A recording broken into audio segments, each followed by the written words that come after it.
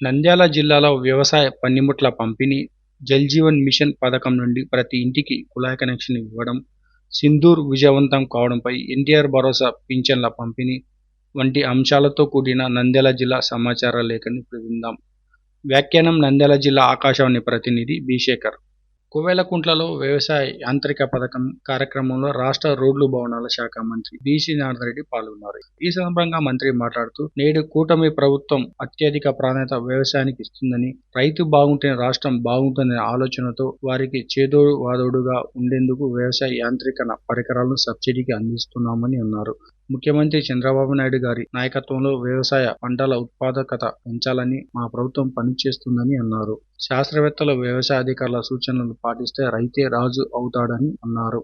నంద్యాల పట్టణంలో Telugu Desam party assembly కార్యాలయంలో world vision India స్వచ్ఛంద సంస్థ పేదవారి దుప్పట్ల పంపిణీ కార్యక్రమాన్ని నిర్వహించారు. రాష్ట్ర న్యాయ, మైనార్టీ సంక్షేమ శాఖ మంత్రి ఎన్ఎండి ఫారూక్ పాల్గొని 300 మంది పేద బాలబాలికలు దుప్పట్ల పంపిణీ చేశారు. ఈ సందర్భంగా మంత్రి మాట్లాడుతూ, ఇలాంటి సేవా కార్యక్రమాలు స్వచ్ఛంద సేవా సంస్థల ద్వారా చేయబడడం ఎంతో అభినందనీయమైన విషయమని అన్నారు. పేదలు, అనాథలు, అవసరమైన వారికి మానవ దృక్పథంతో సహాయపడే కార్యక్రమాలను సమాజానికి చేయడం ఎంతో అవసరమని అన్నారు. డోన్ పట్టణంలో ఎన్టీఆర్ భరోసా పింఛన్ల పంపిణీ, ఉచిత మినరల్ వాటర్ ప్లాంటును ఎంపీ బైరెడ్డి శబరి ప్రారంభించారు. ఈ సందర్భంగా ఎంపీ మాట్లాడుతూ, ప్రతి నెల 1వ తేదీ రాష్ట్రంలో ప్రతి ఇంట్లో ఎన్టీఆర్ భరోసా పింఛన్లను పండుగ వాతావరణం కూటమి ప్రభుత్వం వచ్చాక వచ్చిందన్నారు. వృద్ధాప్య పింఛన్ 4,000 రూపాయలు, వికలాంగుల పింఛన్ 10,000 రూపాయలు పెంచడం జరిగిందని అన్నారు. నంద్యాల జిల్లాలో ప్రతి గ్రామంలో సీసీ రోడ్లు, కుళాయి కనెక్షన్లు ఇవ్వడం జరుగుతుందని అన్నారు. త్వరలో డోన్ లో కేంద్ర సహకారంతో పరిశ్రమలు తీసుకోవడం జరుగుతుందని అన్నారు. కొత్తగా రైల్వే స్టేషన్ నిర్మాణానికి నిధులు, కొత్త హాస్పిటల్ తీసుకురావడం జరుగుతుందని తెలిపారు.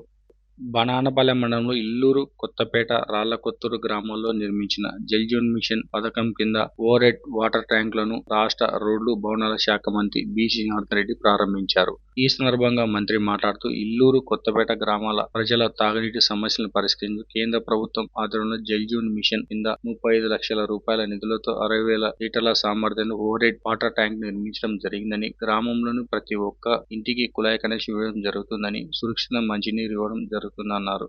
నంద్యాల జిల్లా కేంద్రంలో రెడ్ క్రాస్ సొసైటీ ఆధ్వర్యంలో ఏర్పాటు చేసిన రక్త నిల్వల కేంద్రాన్ని న్యాయ, మైనార్టీ సంక్షేమ శాఖ మంత్రి ఎన్ఎండి ఫారూక్ ప్రారంభించారు. ఈ సందర్భంగా మంత్రి మాట్లాడుతూ, జిల్లా విభజన తర్వాత నంద్యాల బ్లడ్ బ్యాంక్ లేకపోవడంతో ప్రజలు తీవ్ర ఇబ్బందులు పడుతున్నారని అన్నారు. ఏదైనా అపాయకర పరిస్థితుల్లో రోగులకు బ్లడ్ కావాలంటే కర్నూలుకు వెళ్లవలసిన పరిస్థితి ఉంటుందని, ఇలాంటి విపత్కర పరిస్థితుల్లో జిల్లా కేంద్రంలో బ్లడ్ బ్యాంక్ ఏర్పాటు చేయడం ద్వారా నంద్యాల చుట్టుపక్కల ప్రాంతాల్లో ప్రజలకు ఎమర్జెన్సీ పరిస్థితుల్లో ఎంతో ఉపయోగకరంగా ఉంటుందని అన్నారు.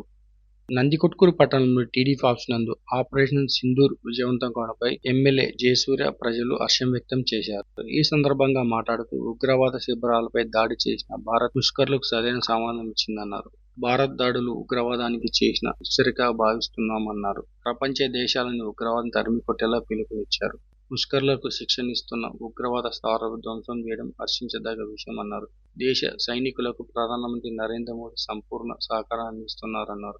ప్రతి సైనికుని వెనకాల కోట్లాది మంది భారతీయులు ఉంటున్నారని అన్నారు.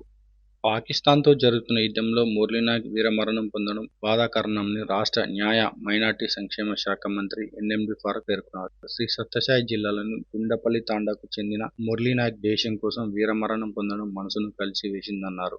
పాకిస్తాన్, భారత్ మధ్య జరిగిన యుద్ధంలో దేశం కోసం వీరమరణం పొందిన మురళీనాయక్ తెలుగు ప్రజలకే కాక దేశ ప్రజలందరికీ స్ఫూర్తిదాయకమని అన్నారు. నంద్యాల జిల్లా బనానపల్లె మండలంలోని నందివర్గంలో చేనేత కార్మికులకు చేనేత మగ్గాల పంపిణీ చేసిన రాష్ట్ర రోడ్లు భవనాల శాఖ మంత్రి బీసీ జనార్దన్ రెడ్డి.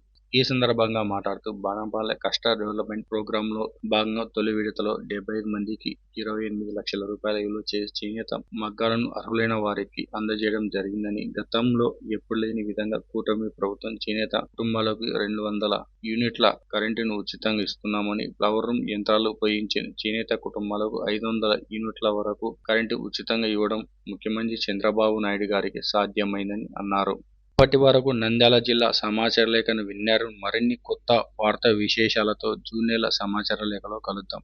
బి. శేఖర్, నంద్యాల జిల్లా ఆకాశవాణి ప్రతినిధి.